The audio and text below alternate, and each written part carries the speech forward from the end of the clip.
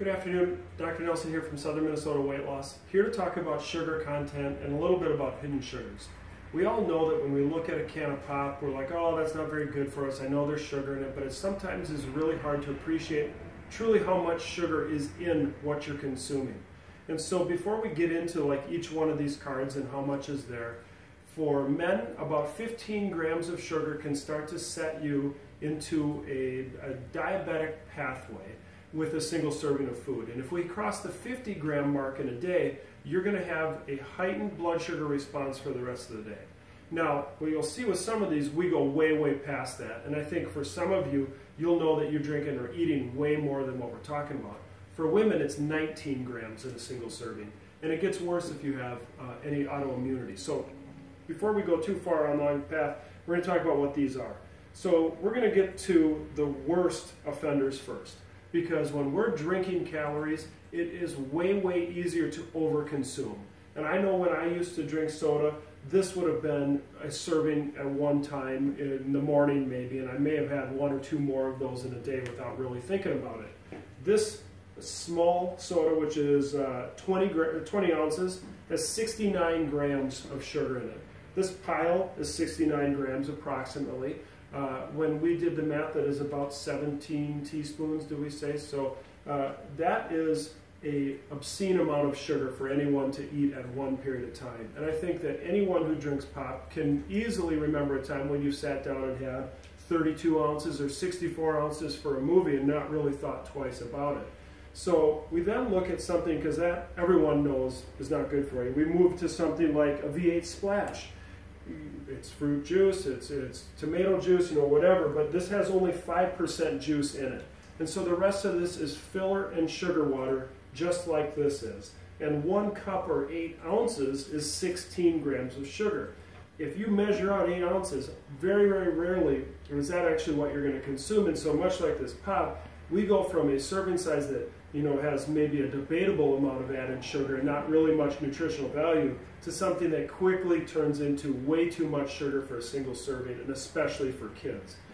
We then go to Gatorade, and this is something that initially when Gatorade was made was excellent for sports recovery because it had a combination of vitamins and minerals and sugar in it. And if you're post-exercise, sugar does play an important role in your ability to get that energy back in a cell and recovery and return to play.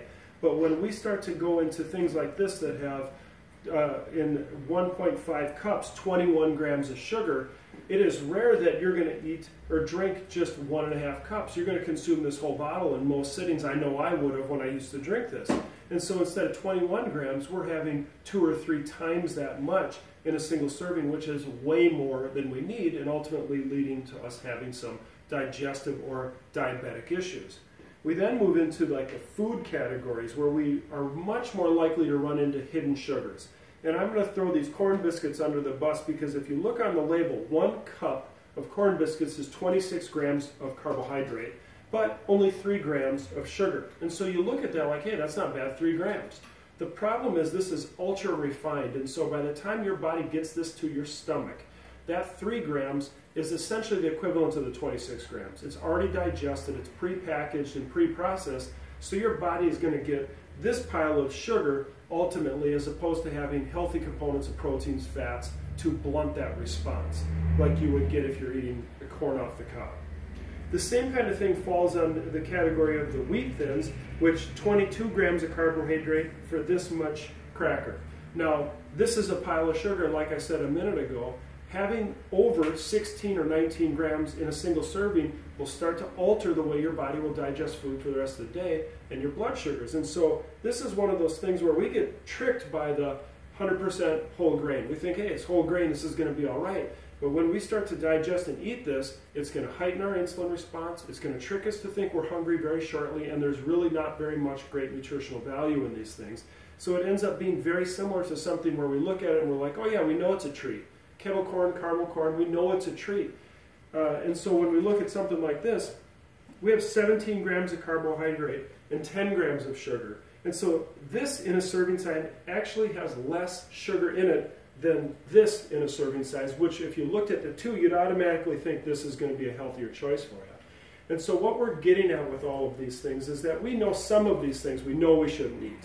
Some of these things are desserts and we're going to have once in a while, but a lot of this stuff you see on the shelves as a daily healthy choice that we know ultimately now will get us in trouble for the rest of your choices during the day, driving cravings, driving an insulin response that leads you trying to figure out why you're not losing the weight you should.